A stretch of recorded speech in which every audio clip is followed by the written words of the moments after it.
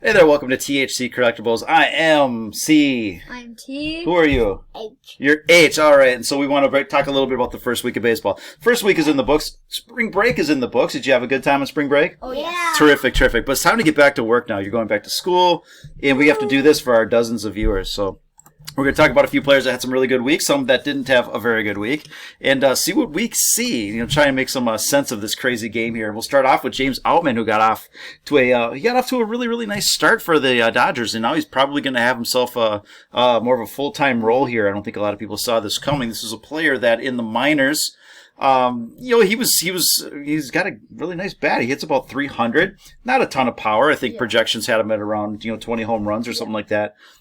But he's been able to compress about 5%, 15% of his year's production into the first 5% of the season. So, if you look at his numbers here, average exit velocity, hard hit rate, slugging, he's right around the top of the league. A couple things that stand out: he walks 20% of the time, probably not sustainable. He strikes out 30% of the time. Yeah, that's so longer term.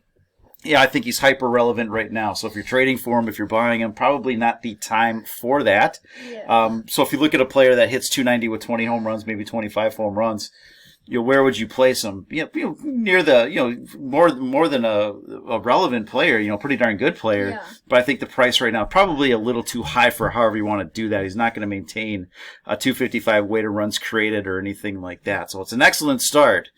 But look for, I don't think it's, obviously look for some regression. But he's not going to be one of those guys hitting 25 home runs, 30 home runs with, the 300 average. Yeah. Pretty darn good outfielder. What do you think? Yeah. Top 15-ish? Top 20? Probably just a sleeper. Well, he's not a sleeper anymore. Oh, not anymore. Not anymore. So unless people don't talk about him. Yeah, people are talking about him. So yeah, let's call him top 15 for the season. So it's pretty nice, but the price right now maybe a little bit too much. So we'll see how it goes here. All right, another player I want to look at, Lou Bob. This is a player that can play among the best in the league when he's healthy. Now he's healthy. We'll see how long that lasts. Yeah, that doesn't happen very often. Exactly. So he's on base percentage, slugging percentage, 1,000 OPS, weighted runs created, 200, whatever. He's able to do this for stretches. Let's see if he can put together a whole season. He's going to be among the league's best here. And so just what I want to talk about is his cards for the most part. This is his Bowman first. Mm-hmm. It's as low as it's ever been here. So if you're looking for that card, this is kind of your spot for the most part. Yeah. But, for me, and I think a lot of people were waiting for that big season to unload. So caution with Lou Bob. He's been injured. I think there's a lot of skittishness, and I think you'll have more sellers than buyers going forward on this one. But again, there's not much more to say than he's healthy, and this is what he does when he's healthy. It's still the start of the season, so anything can happen. Absolutely. He could get hurt again. He could have he could hit 50 home runs. You never know. It could happen. It could all happen. It's all on the table. So, but again, from card purposes, it's like, okay, well, if you're looking for him. The best actor. I think that's it's not Deadpool. That's his cousin, Brian Reynolds. Like the guy from Free Guy? Yeah, exactly. Yeah, same person. Must be. Yeah. Kind of interesting. This is a good old-fashioned hot streak to start the season. What he's doing, obviously there's going to be regression, right? Yeah. But there's nothing that stands out right now that screams, you're getting incredibly lucky or anything like that. This is skill-based. This is a skill-based hot streak. He's striking out 10% of the time.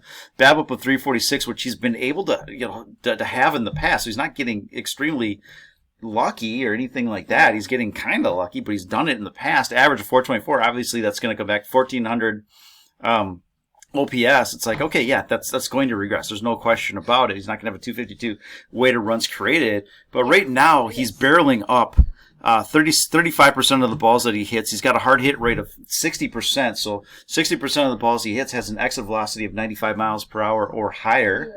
So he's just stinging the ball right now is what it comes down to. And so at some point it cools off, but there's not this massive drop-off or anything like that you're looking for. I mean, these numbers are going to come down considerably, but there's not this disconnect like this next player that we'll look at, after this one more slide here, where he's just getting extremely fortunate. He's just a really good player on a hot streak.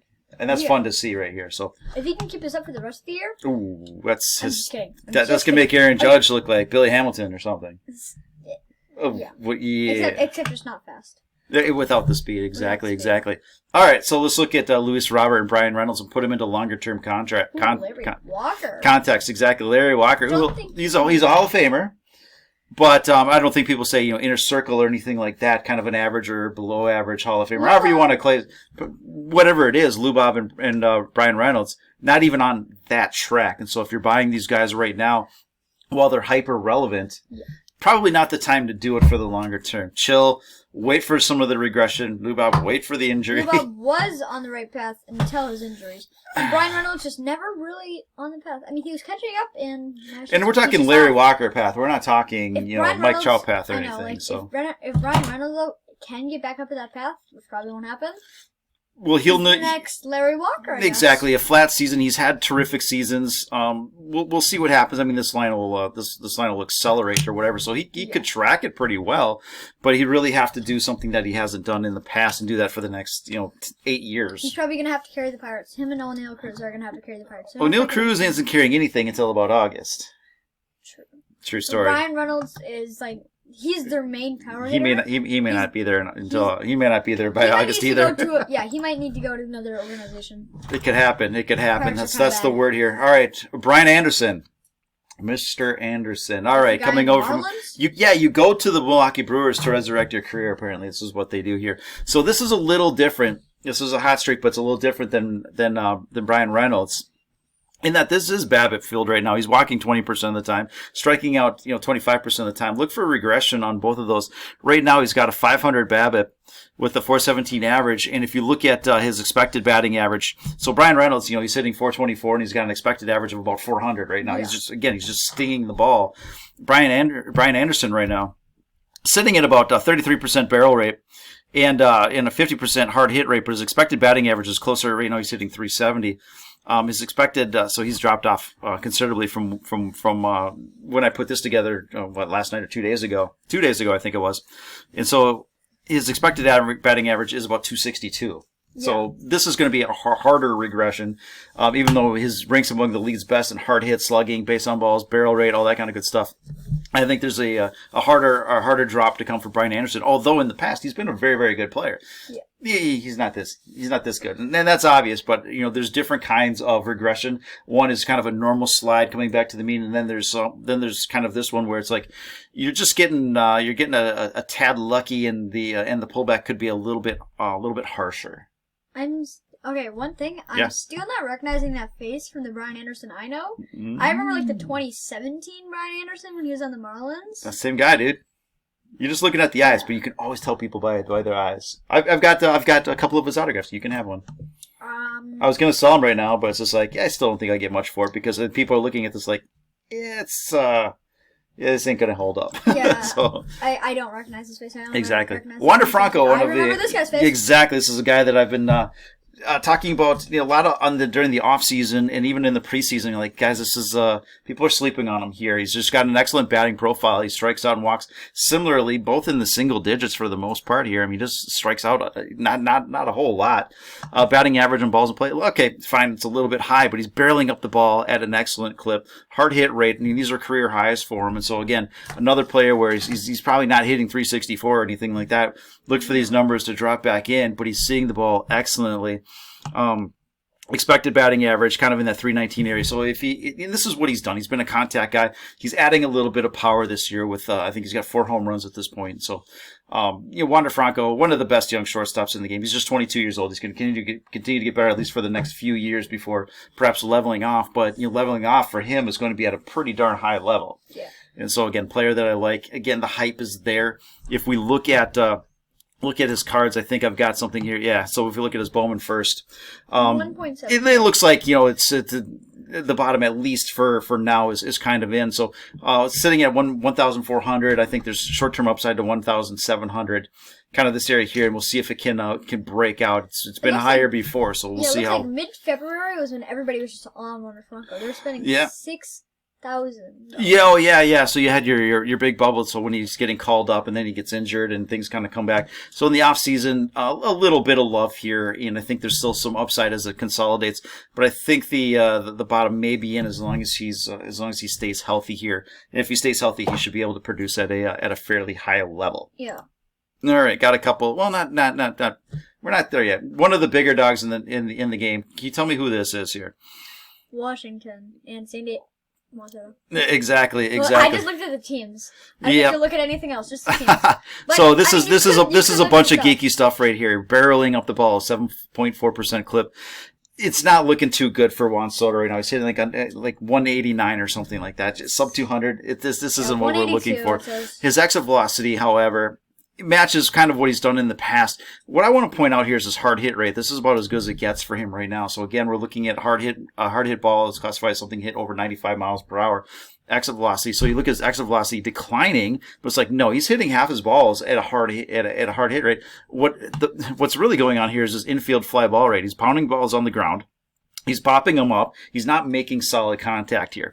Why is that? Pitchers are throwing him sliders at kind of an unprecedented clip. They've usually thrown him sliders 17, 18% of the time, and he's seeing it 26% of the time. They're reducing the changeups, and so they've swapped out some of the off speed for sliders here. And so this is where some of that contact is coming in. I believe he'll adjust at some point here. Again, anything else, he's hitting plenty hard, and so I'm not worried about this drop in exit velocity because he's popping up so darn many balls. There's not a lot of exit velocity on something you sky to the second baseman. I guess he just found out how to swap Juan Soto. They're trying. That wasn't possible.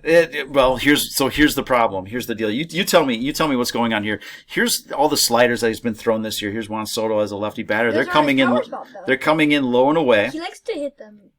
Right. Exactly. But look at what he's doing with his batted balls. Okay. Tell me the problem here. A low and away ball, and he's pulling it. What happens when you pull the ball low and away? You're pulling a ball low and away. Right. Instead of going with the pitch and putting into left field, if you swing something low and away, what happens? You hit it on the ground or you pop it up.